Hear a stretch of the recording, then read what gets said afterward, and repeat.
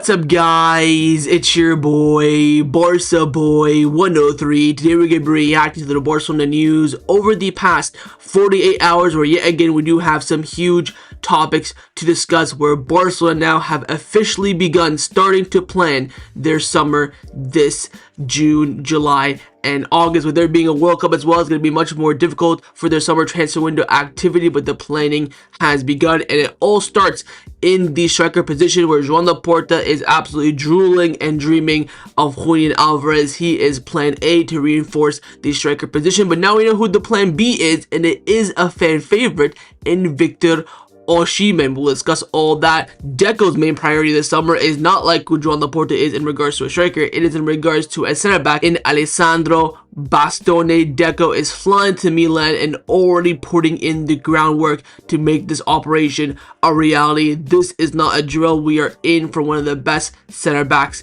in the world. And also, Deco is prioritizing that reinforcement in the fullback position. Not only is he interested in keeping João Cancelo long term, on top of that, he also wants to sign another fullback, with Grimaldo and João Enrique being rumored as well. With all these signings coming in, we are expecting some sales this summer, and right now Ferran Torres and Alejandro Balde are the ones being rumored to be leaving and attracting interest. But before we get into it, make sure you guys smash that like button down below, and let's try and get to 200 likes on this video. It would be very much appreciated. And also, if you are new, make sure you subscribe down below if you haven't already, and let's get into it. Let's start off with the transfer news over the past 48 hours. Of course, the main topic of discussion is around Julián Alvarez. Now, Fernando Polo and Rochelero of Mundo Deportivo have come out saying that Barcelona's top priority this summer is signing a striker, with Julián Alvarez being the player they like the most. The club is waiting on financial fair play, but expect the operation to be under the 1-1 rule, with a budget of up to 100 million euros for this operation, around 80-90 million euros fixed, plus bonuses, of course, agent, players, whatever it may be. Of course, we already knew this from 2 or 3 weeks ago. No contact has been made with Atlético Madrid quite yet, who are unlikely to sell easily, so Alvarez may need to push for the move and accept a lower initial salary that increases over time to make the deal work. Fernando Polo also mentions that Julián Alvarez knows about Barcelona's interest in him. Mateo Merito of Radio Marca has also come out saying that Julián Alvarez is João Laporta's dream target, but everything depends on the player's position. Atlético Madrid's strong desire is to renew the contract of the player. According to reports as well, Atlético Madrid want to give him the biggest salary in the team. I think right now he earns around 7 million euros net. They want to bring that up to 10.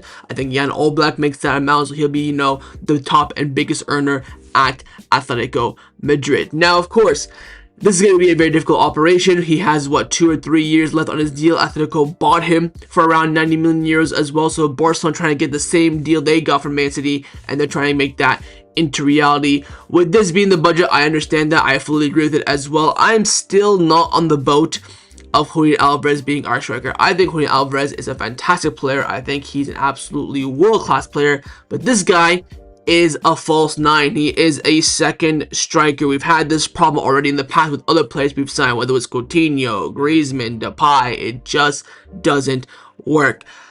He is not a lethal 1v1 striker. That's not his game. He is someone who comes off the ball, runs into good areas, has a great finish on him, yes, but he's not an out-and-out number 9, and this is what this system under Flick needs. I guarantee you, if we sign Julián Alvarez, we'll be talking about him playing in the 10 on the left. How can we fit him? He doesn't fit too well at striker. I don't think it'll work, but he's a world-class player, so I think somehow, someway, we can definitely fit him into the team.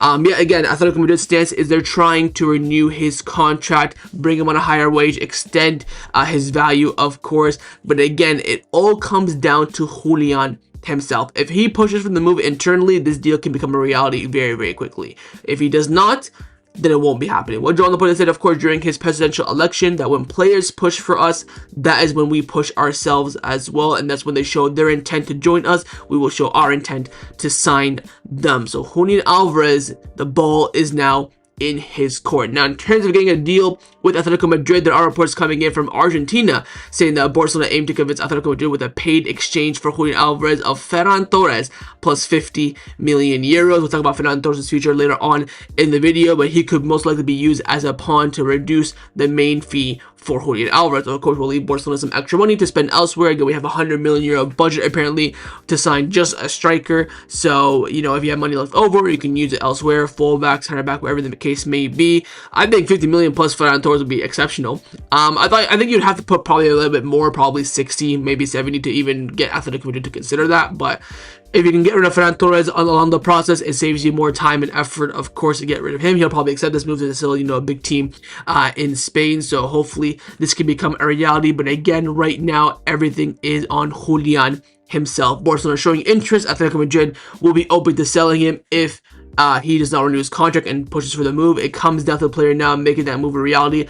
I would be very, very cautious to watch out for the next few weeks. Of course, we play Atletico Madrid 3 times. If we beat them all 3 times, and we win the La Liga 1, then we beat them over 2 legs and knock them out of the Champions League, that can sway a lot in favors. Watch out for those chats of players before and after the game, maybe even during the game as well. Stuff will be in motion, and those 3 games could dictate how Julian Alvarez feels about his future this summer.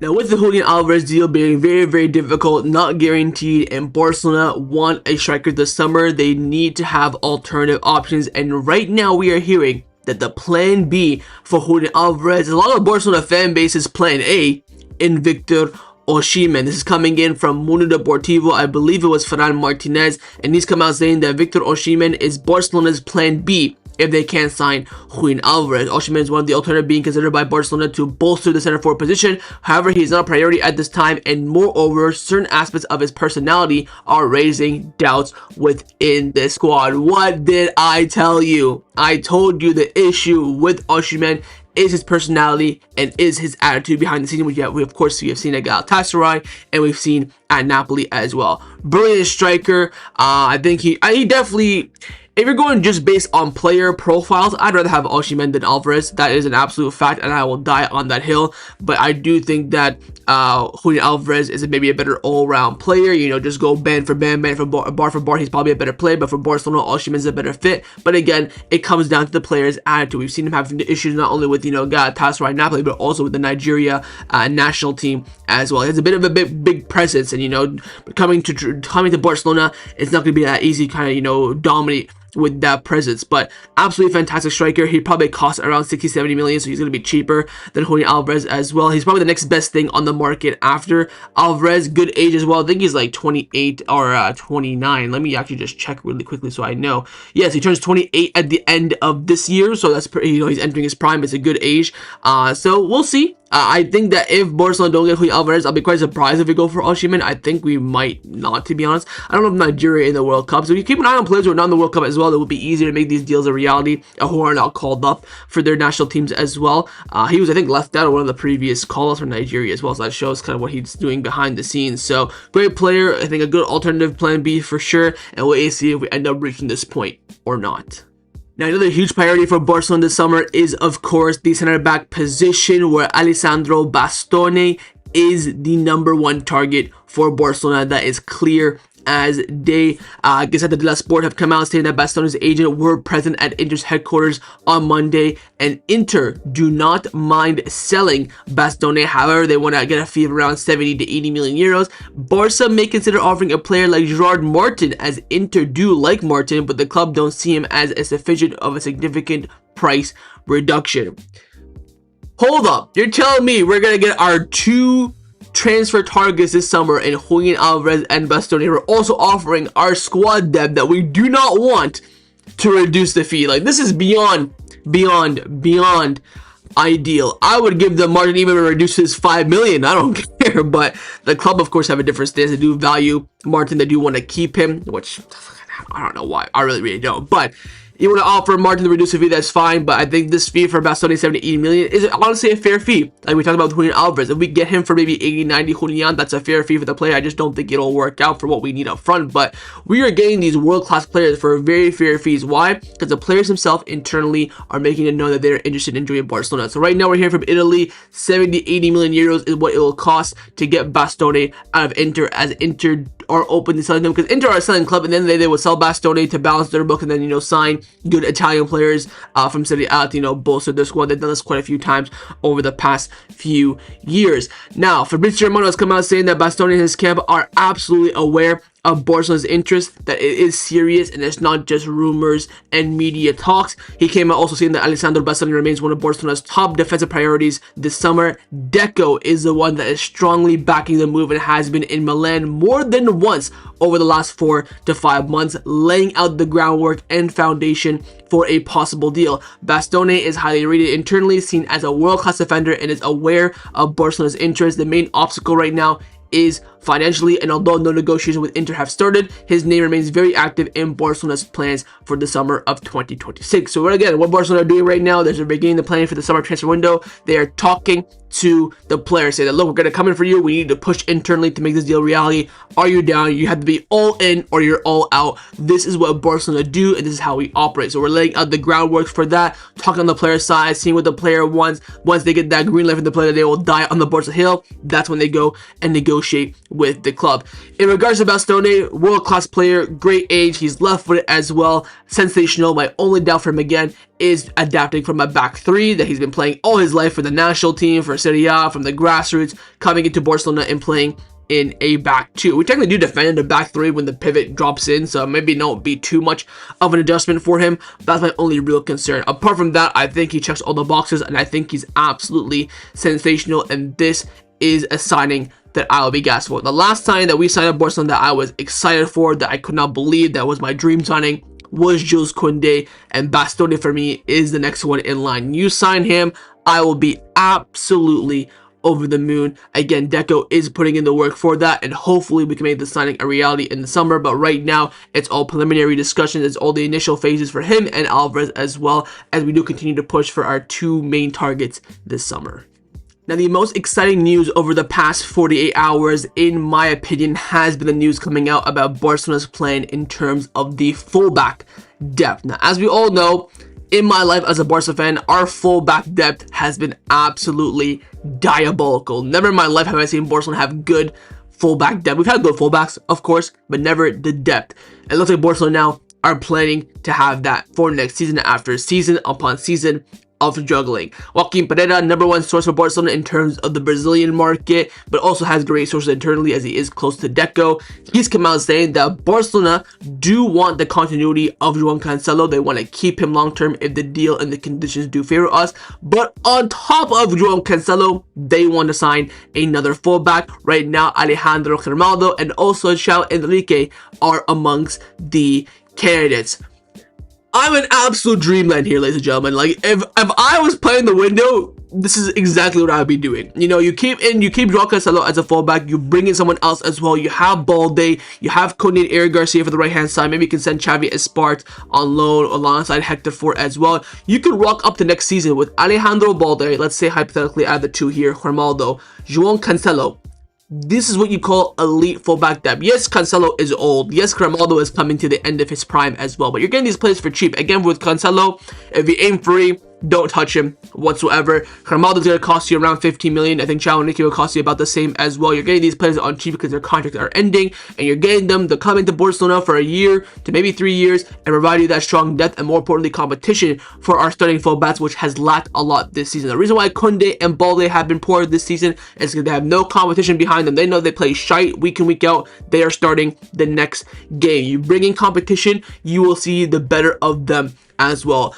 If we can keep Cancelo and bring in a little fullback as well, I might be a Deco dyer on the hill, man. Oh my god, this for me is absolutely incredible. And well, you have these players as well. You have Cancelo that can play in the midfield as well. You have Eric Garcia who can, be in multiple uses. You have Koundé that can play at center back as well. You have Balde and Grimaldo that can also play in the wings if needed. You have that versatility as well. It is so ideal. This for me is elite squad planning, but now of course comes down to the execution. If you keep Cancelo and sign, Carmelo and sell Balde, I'm like, what are you doing? This is not what I wanted whatsoever. But if you keep that plan in place, things can look very, very good for Barcelona at fullback next season. We had Eric Garcia there. We've seen Araujo play right back in a UCL round 16 game against who do we play before the Real Mallorca as well. Araujo at right back. We could have João Cancelo, you could have Grimaldo, you could have a Balde, where these players, of course, are at the highest level in that position. So we'll wait and see how things do turn out. We'll talk about Cancelo as well in just a few minutes upon his future. But Barcelona right now planning to keep João Cancelo, and on top of that, make a fullback signing. So if anything, we are planning at least 1 to 2 fullback signings this summer.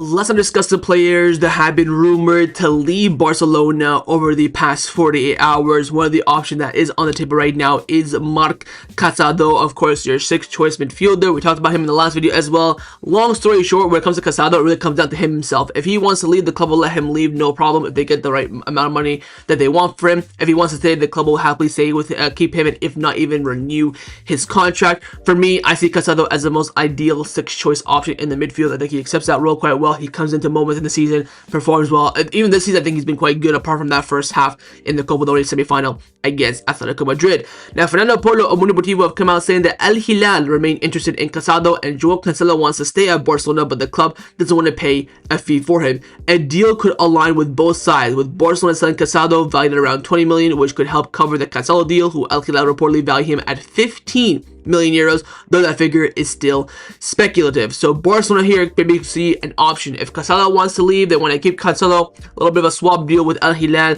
for Cancelo and Casado. This for me would be absolutely 100% beyond idiotic. First of all, Cancelo was signed by El Hilal 2 summers ago for about 20 to 25 million euros. He is entering the final year of his deal at El Hilal on 300,000 euros per week, and you want 15 million for him? Get out of my face. Like I said to you guys a few seconds ago, if Cancelo ain't free, do not sign him. He is not worth any transfer fee for Barcelona, on top of quite decent wages he will be on. Listen, right now at Barcelona, he's earning around 250,000 euros per week, which is for Barcelona quite a bit. If you sign him permanently, that'll come down to be 200, 180. He's still a player in his prime. I understand that, the leadership, the experience, blah, blah, blah, blah, blah, blah. No player of his age, of his caliber, of his quality, entering the final year of his deal with the huge contract that he has, is getting 15 million euros. If you ride the storm here, buy your time. Cancelo pushes internally at El Hilal, you can get him for free, no problem. Get that contract termination, you promise to sign him, bada bing, bada boom. There is no way we should be swapping Casado for Cancelo. If you want to sell Casado Al Hilal outright for 20, 40 million, whatever the case may be, sure. If Alonso Casado approves it, I wouldn't personally push Cancelo out. But again, if you want to keep Cancelo, no transfer fee. He's gonna come in on big wages, and he only has 1 year left on his deal. You want to pay maybe a 5 million transfer fee, 2 million plus a few variables, like really, really cheap. Sure, I'll let it slide. Anything over 5 million, you are absolutely losing your mind. At 15 million, you can get Grimaldo, you can get João Enrique, who are, very good players that have more years left in their careers than João Cancelo, and coming in on way less wages as well. I love Cancelo. He's been in the club for a year and a half, all alone, never permanently. I respect him. I love his dedication to the club and the badge, and I do want to keep him, but it has to align with what's best for Barcelona. Even this season after Xavi as well, we all thought, Cancelo did well over the course of the season. Yes, he's defensively, he was absolutely, sus beyond sus, but a good player to have. We went to City, they asked for too much, we said, no thanks. Exactly what we should be doing here in this scenario. So we'll wait and see. I urge Barcelona not to, pay a transfer fee for João Cancelo. 15 million euros for a player with 1 year left in his deal in the goddamn Saudi League does not make any sense whatsoever. We'll wait and see how this El Hilal Barcelona connection does materialize in the summer transfer window. Now, staying on the topic of fullbacks, one fullbacks feature right now that's not maybe in question, but is a little bit of lingering in terms of limbo in regards to where things currently stand, is Alejandro Balde. Now, Ferran Martinez from Mundo Deportivo came out saying that Manchester United, Manchester City, and Aston Villa have expressed strong interest in Alejandro Balde, but Barcelona are currently not entertaining the idea of selling him. Sources close to the player have confirmed the interest has been there for a while due to his unique profile that suits the Premier League, but Balde also does not see himself outside of Barcelona. He wants to establish himself as a key part of Hansi Flick's project and knows he is Flick's first choice for left back. His agent as well is Jorge Mendes, with whom João Laporta shares an excellent relationship with. The players' camp, including Mendes, have reiterated that he is happy at Barcelona and does not wish to leave. However, a high enough offer could make Barcelona change their stance on not selling him. However, Balde's contract runs until 2028. His renewal is a topic that should start concerning Barcelona very soon, and the upcoming year will be crucial for him. This report here from Ferran Martinez sums up Balde's situation absolutely perfectly. We talked about this already on the channel, that Barcelona don't seem as untouchable. They don't want to sell him. They don't want to push him out. But like he says in this report, if a good offer comes in, the club will assess it. The club backed Balde. Balde wants to stay. The partnership with his agent is excellent as well. It comes down to Balde. As he says here, the renewal is coming up for Balde. He's up until 2028, which means that this summer, technically speaking, is the best time we can get value for Balde if he does not stay at Barcelona. And again, entering next season, the big renewal topic will be Alejandro Balde to keep him on. It comes down to his performances. We'll wait and see who we sign at fullback this summer as well. If we keep Cancelo and sign someone else, or just sign someone else like a Grimaldo or a João Enrique. But as we all know, what Balde needs is competition. We know that Balde is his best, is a fantastic fullback, perfectly for what we need at Barcelona. La Masia, born and bred, knows the city, knows the culture, knows the style of play, knows the whole entire team as well. It comes down to his performances on the pitch. This is why Barcelona are now starting to doubt him. More specifically, according to reports as well, this is coming in from Deco, who's beginning to doubt Balde a little bit. He's been very inconsistent this season. He's had one good performance this season against Elche. What was that? Middle of January, end of January. That's pretty much been it. He's been solid defensively, good in build-up play. Attacking, absolutely non-existent. Has been very, very poor in his attacking game this season.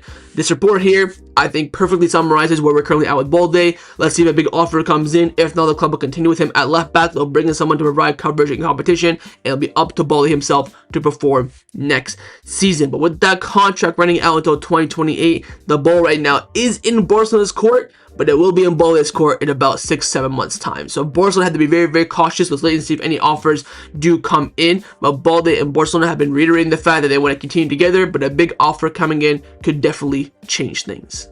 Now, another player's future that right now is absolutely all over the place, but probably more so outside of Barcelona than inside Barcelona, is Ferran Torres. His name has been thrown around a lot in terms of the Julian Alvarez saga. Now, Fernando Polo and Rosellero Mundo Deportivo have come out saying that Atlético Madrid have shown interest in Ferran Torres, with whom Mateo Alemán signed for Barcelona back in 2021, liking him as, of course, the Atlético Madrid sporting director. His contract runs out in 2027, but Barcelona have not made any move to extend it, as they believe he is already well paid and are not considering offering him a higher salary. Woo! So, of course, the talk a few months ago was that, oh, Barcelona want to, offer him a renewal. Again, 1 year left on Ferran Torres' deal, so either we sell him this summer or he could walk away for free next summer. Again, he already gets paid quite well. I think he's on a salary of around 180,000 euros per week at Barcelona. Yeah, I would definitely sell. Listen, we've had a turbulent time with Ferran Torres over the past 5 years or so. He's had some good moments, some poor moments, but the most important thing is that he's not good enough to be a starter. He can be a good squad option, but we've seen this season how that squad option really hasn't come in clutch. He's still, I think, our top goal scorer this season, so it's not like he's shit, but we've seen it, man. You watch Ferran Torres week in, week out, you see these bozo moments where if he had any sort of footballing ability, probably could have double the amount of goals that he has easily. Absolutely easily. Now, Mateo Morito has also come out saying that Ferran Torres is a player Mateo Alemán values a lot, maybe more so than others. So again, more confirmation of the sporting director of Atlético Madrid, Mateo Alemán, the former sporting director of Barcelona, showing big favoritism and big admirer of Ferran Torres, who he signed for Barcelona when he was a Barcelona sporting director. I think Barcelona have a really good advantage here with Ferran Torres. My only quirk is this: I would not sell Ferran Torres to Atlético Madrid unless we get Julián Álvarez in return. Again, I don't want Alvarez. I'm speaking from the Barcelona perspective here. Because if you send Ferran Torres to Atlético Madrid and he comes and scores a hat-trick at the Camp Nou, we drop points left, right, and center to Atlético Madrid, I am not going to be happy. I will take Ferran Torres to Atlético Madrid only if we get something in return, which either is a big fee or Julián Álvarez. I would chuck him in the Alvarez deal, offer 60 million plus Ferran Torres, see if they bite, see if they take it, because you offer them a replacement that their sporting director does like, that can probably convince Simeone. We've done this a lot with Atlético Madrid in the past, where we offer, crap players for their good players, and then they accept it, and then those crap players end up doing well for them, whether it's Luis Suarez, David Villa, Arda Turan and Antoine Griezmann going back as well, whatever the case may be. I think Atletico Madrid would quite be open to it, especially of course if Julian Alvarez internally pushes for the move out. But this Ferran Torres operation can be a great pawn for Barcelona in getting what they're calling their big target this summer in Julian Alvarez if they use it right. Again, for me personally, I would get rid of him. I wouldn't mind the sale of him. I also wouldn't mind if we renew him as a reserve option, but it's been quite clear by Barcelona they want to go with Lewandowski and plus a new striker going into next season. And I think it's a good time to sell Ferran Torres as well, but he has a contract in 2027. So this summer is either sell or renew. You cannot go into next season with neither of those things being the case. So wait and see what happens with the future of Ferran Torres. But right now, much more outside of Barcelona than inside Barcelona. Let's discuss some contract renewal updates around the first team at Barcelona. Firstly, on the contract renewal of Robert Lewandowski. Again, your dynamic duo, Fernando Polo and Rosellero of Mundo Deportivo have come out saying that Lewandowski's contract is ending and Joan Laporta wants him to stay for one more year, but the decision is up to the player and will be made at the end of April. Barcelona may offer a reduced salary while he already has other huge offers from the table. Again, we know he has an offer from Chicago Fire in the MLS. Saudi clubs are there. They're offering him big money, probably more than what he's earning right now in Barcelona. But the question will come down to Lewandowski himself. Do you want to stay at Barcelona on the cheap and be a second choice option for one more year, or go to the MLS and Saudi? I genuinely still believe that if we offer Lewandowski officially on the table a contract, he'll take it. I think he'll take an extra year in sunny, fantastic Catalonia as a reserve choice option, just training, you know, keeping his mentality strong and fit. And then he goes, that money will still be on the table in a year's time from the MLS and from the Saudi clubs. 100% that will still be there in a year's time. But will not be there in a year's time is that renewal offer from Barcelona. Again, the rumors are, especially from the Polish media, is saying that if Barcelona put a contract on the table, it'll be hard for Lewandowski to say no. He'll probably end up saying yes. But again, those big offers from elsewhere is still in the back of his mind. So we'll see. I very much would rather have Lewandowski for one more year than Ferran Torres. I have been very much consistent on that fact. I think Lewandowski provides us more off the bench and in the starting 11 than Ferran Torres does. So we'll wait and see how Barcelona do approach this. And again, that decision will come around April time. So we'll wait and see if even Barcelona even offer a contract. But this all could be smokescreen. It could be incorrect because Lewandowski has said that he wants to make a decision at some point in the next month. But that means Barcelona have to put their contract offer on the table in the next month. So we'll see if that becomes fruition, becomes a reality. I think Barcelona probably will talk to him first, say, hey, if we offer your contract, will you stay? If he says yes, I think Barcelona will put that contract on the table for him. But again, it only comes down to Lewandowski himself in this kind of scenario. But everyone at Barcelona is very clear that they are very confident that they put the offer on the table for Lua, that he will accept it. And the final contract renewal update is on the contract renewal of Hansi Flick, the first team manager, with Rosellero of Mundo Deportivo coming out saying that in about 2 weeks' time, Phoenix Zahavi will travel to Barcelona again to negotiate Hansi Flick's contract renewal with Barcelona. Despite Joan Laporta claiming that he's staying and he's already secured a contract with Flick beyond 2027, Flick's camp remains very cautious with key contract details still to be discussed. So again, Laporta has been saying in the media his contract is done. I think he's also said that he has a contract ready for Deco as well. But in the end, nothing's official quite yet. Flick's camp is still saying, look, we're not really there yet. We are making some progress. Everyone's showing utmost confidence that Joan Laporta has been glazing Flick. Flick's been glazing Joan Laporta. I mean, if they're talking negotiating, ain't no way this deal is not getting done. And I'm very surprised. I thought Flick would do 2 seasons at Barcelona and dip. So if he makes it past this season, I will generally be surprised and hold my hand up that I was wrong in that sense. But I still could be right. So we'll see. If we win the league title, I think Flick will definitely ride it for one more season. If God forbid, and may God grant us our prayers that we go and win the Champions League, of course, we will bend over backwards for Flick. But we'll wait and see. It's very much, positive reports, positive sensations right now that the deal will get done in terms of Flick's renewal, but it's not 100% done like Joan Laporta has been making it out in the media over the past few weeks. Let's discuss some of the injury updates around the first team at Barcelona. The only update we do have is on Frenkie de Jong. In the last video, I told you guys that Balde and Koundé are expected to be back immediately after the international break, with Frenkie de Jong maybe needing a week extra after the international break for that Espanyol match. But now, according to Crossman from Sport, Frenkie de Jong has made a step forward in his recovery and could be ready to face Atlético Madrid right after the international break in La Liga. So it looks like Frenkie de Jong will be coming back hopefully 1 week earlier than expected, and this is a huge boost for Barcelona. Of course, he's not expected to start that game, neither is Balde or Koundé, but having these players back and then ready for that UCL doubleheader against Atlético Madrid is where the big consensus come in. We're expecting these 3 players to be at least getting the medical green light for the Atlético Madrid trip to the Metropolitano in La Liga, and then maybe start the UCL game, starting the Espanyol game as well. They get to regain their minutes and their conference. This is going to be absolutely huge for Barcelona to get these players back, 3 elite players in the final stretch of the season.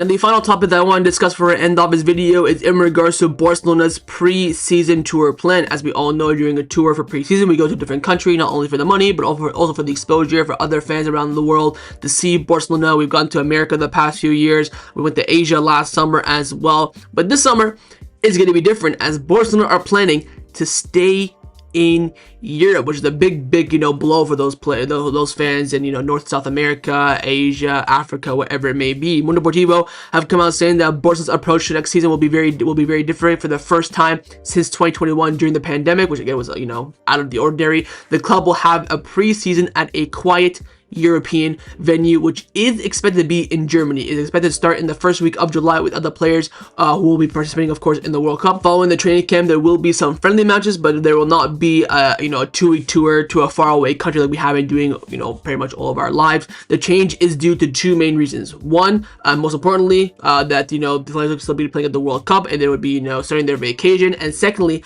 Hansi Flick prefers a more traditional preseason training camp. To compensate for the loss of revenue of not having that tour, the club arranged a friendly match in Peru that could take place after the camp, and a friendly match in Asia is not totally ruled out as well. So of course, Barcelona still plan long term to have that money, that preseason tour money, but they'll probably use that from a friendly game. Where that Peru match will happen, maybe it'll happen right after the season ends, and maybe those players that are not playing the World Cup will go to Peru and play that game. But that's also going to be in the works. The Barcelona still need that money for the preseason. Now, this has also been confirmed now just yesterday by Fernando Polo of Mundo Deportivo, saying that the board will meet. They met yesterday, with one of the topics on the agenda being the preseason plan for the upcoming summer. The team is set to hold a European training camp instead of a tour due to the World Cup, allowing players to return gradually after their vacation, with Germany or the UK being the likely destination. And following all this, the club have actually officially announced that they were having their first board meeting, of course, since the election on March 15th. It was led by the current president, Rafael Yuste, who of course is the interim president, and what they talked about was of course the financial budget of this year,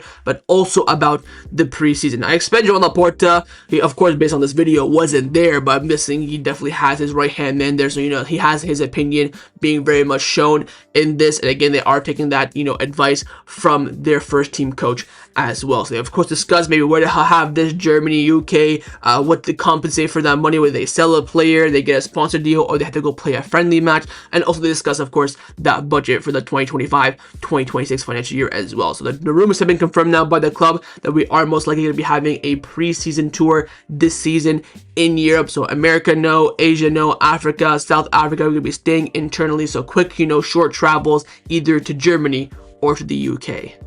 So that's my reaction to the Barcelona news over the past 48 hours. Hopefully you guys enjoyed this video. If you did, of course, make sure you drop a like down below, and of course in the comments down below as well, let me know your thoughts on everything we did discuss. Firstly, your thoughts on that striker priority, on Julian Alvarez being number 1, Osimhen number 2. Do you agree, disagree? Would you go for maybe another target? Secondly, your thoughts on Deco pushing for Bastoni. Do you think that Bastoni is the ideal center back target for Barcelona? Thirdly, your thoughts on that fullback reinforcement. Are you on my side where you're thinking this is fantastic, bringing in that depth, or are you a little bit too worried about having too many players? And finally, in terms of player sales, of course, right now, Ferran Torres is very likely to be leaving. He's the one that's being rumored a lot to be leaving Barcelona. Balde a little bit, on the fence. But with these summer transfers coming in, who else would you sell to fund it? Would you sell maybe Araujo, Christensen? Well, you can't really sell Christensen because you leave for free, but to save on his salary, would you sell Martin? Would you sell Casado? Maybe another player like a Rooney or a Rashford? Leave me all your thoughts down in the comments below, and of course, make sure you guys subscribe down below as well if you haven't already, and I will see you guys next time on the channel. Take care, and Forza Barca.